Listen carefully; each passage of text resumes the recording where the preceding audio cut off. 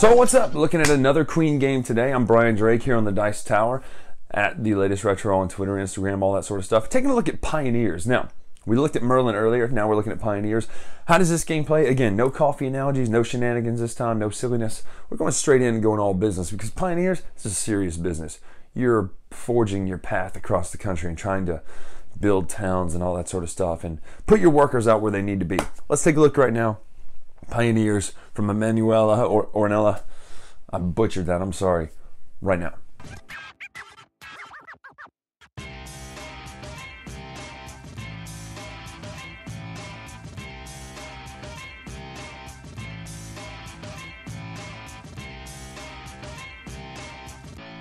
So here we have Pioneers by Queen Games. Let's see how it plays right now. So this is the map set up right here. You'll notice the different worker demands are set up. In a two-player game, you kind of box off the western half of the U.S. Just a little bit to where you kind of tighten up the game some. This is the 2 to 3-player side. The 4-player side's on the back. The gold nuggets go up in the top right. You start with one worker placed out onto the board up there in the northeast. Then your goal is to spread out. There's one component missing, obviously, that I didn't put out here, and that would be the Stagecoach. Stagecoach starts here. Everybody shares the Stagecoach. Now this is a unique mechanic to this game. You also start with one full Stagecoach down here with all the different workers that you have. Notice that all your workers are the same color. Where they're standing on the Stagecoach is what they are. So this one has a purple, a gold, a red, a green, a blue. Notice the iconography is really great in this game. So on your player board here, it's broken into 3 phases, 1, 2, and 3. First phase is your income phase. You start the game with 2 coins, but every round you'll get, on your turn, you'll get 3 coins. If you have a banker, you'll get 4 coins. If you have 2 bankers, you'll get 5 coins. Up here is the next phase, phase 2. This is where you build, either build roads or buy a stagecoach. These are the stagecoaches down here in this track. Obviously the ones to the right are more expensive, the ones to the left are cheaper. If you have the purple lady here, she'll give you the ability to have 2 actions, and then a second one will allow you to have 3 actions total down here. So you could buy this and this and this if you wanted to. Third action is when you move the stagecoach, you then place a worker, and then you do the action of the worker. That's what this lightning bolt means, the ones that happen instantly. That's when those happen. You then invite one person, and you do that in clockwise order, to come in and join you. They have to pay you 2 coins to do that. So let's say currently moving the stagecoach, it says $1. It costs you $1 to move the stagecoach along a black line. You pay that dollar to the bank. Now had someone else had a road there, let's just say this is green's turn and the blue had a road there. If they move this way, that dollar would then go to blue. If you have your own set of roads though, what's neat is that let's just say that I have these 3 roads set up right here and the stagecoach is way down here. Well, if I want to get to this spot, let's put it here just for the sake of saying, if I want to get to this spot, instead of paying 1, 2 to go here, I could pay nothing and go all the way back here. You said, but Brian, I thought there was a rule about not moving through these. You're right. The interesting thing is if one of these tiles gets landed on, you have to stop on it. And that's when you would place your worker based on the demand. So first we have green and bankers right there. I'll just put it down here just to show you. You have green, which are the farmers, and then you have the bankers. If I stop on green, you then look down here, see what his action is. So green, it allows you to place up to 2 more farmers from any of your stagecoaches. So you can have multiple stagecoaches at a time. So if I had this one, and I had a worker on it, I would also be able to place another guy from there. So I would take my one from here, then I would take the other one I have, and I would pull the cube off. I would then ask if anyone else wants to join me, and then so forth. These just go to the side. The rest of the actions are the marshal, or I believe it's the marshal, the general, colonel, whatever. His allows you to build a piece of track for free.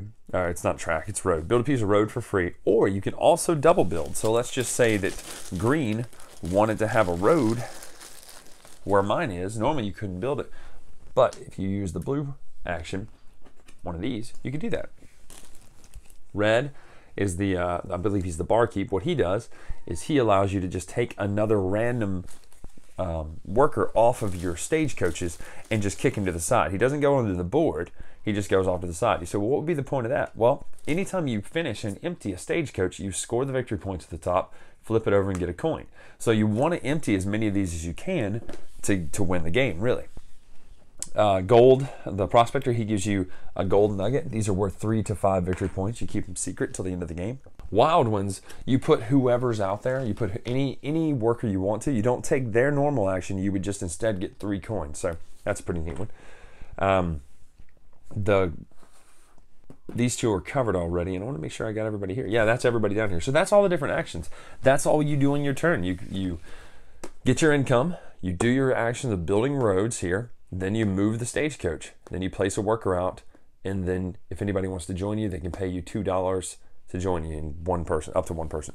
And that's it. That's how the game plays. Now, one thing that frustrates Carla and Jordan when we play this game is that everyone shares that stagecoach. So if you are planning on moving here next, but the person takes it way down here, you know, if these weren't here, that person could take it way down here. Well, your plans are totally shot, which can be mitigated if you build your roads right. Which leads us to the final thing, is final scoring. The one extra thing you score points for is every person gets to score their longest, most populated road. What that means is the longest road you have with the most people on it, that's the one you score. Most of the time, you're going to end up just having one road anyway, but if you end up having 2, you score the most populated, longest road. It's 2 points per person on your longest, most populated road, including spikes and spires. So unlike Ticket to Ride, this would also count here if you had workers here and here. Even though it's not, you know, kind of one solid route, it's here, they're still connected to the network, they would count. So there currently would be 2, 4, 6, 8, 10, because the farmer let you put 2. So there's 10 people on that road. Pretty neat deal.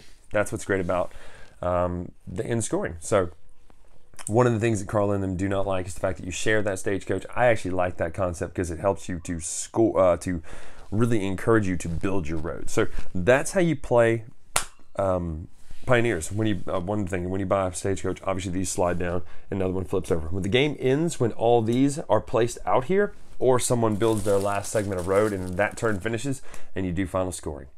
So that's Pioneers. That's how it plays. It's very simple. It's an easy game, and that's why I like it, because it's a good introductory game to the genre. You know, it's one of those steps out of Ticket to Ride, you know, or one of those steps out of one of the other train type games or something like that. I call it a train game because of the road building and the track laying and all that stuff, but it's not a train because you're on a stagecoach.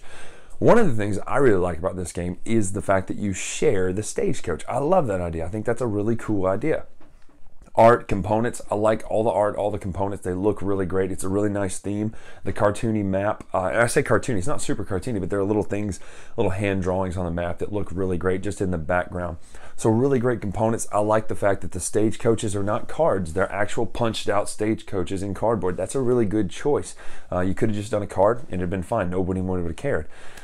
But they didn't. They went with the idea of doing a punched out cardboard stagecoach, and that is really cool. It gets extra points for that. The meeples have the little hats on them and things. Really, really cool stuff. I like that.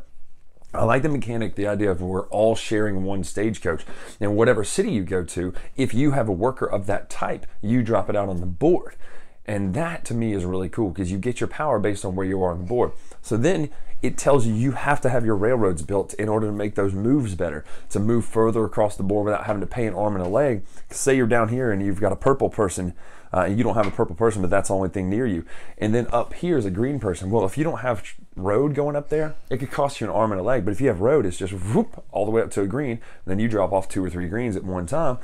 And it's a pretty great deal. I love that aspect of it where your roads are so important because it saves you so much money if you've thought through and built the roads where you need to build the roads. That's pretty much it. There's not a whole lot to say about it because it's such an easy, simple game. And I don't say that in a pejorative way. It's a good thing. I like it. I like the way this game plays. It's simple. It's easy to teach.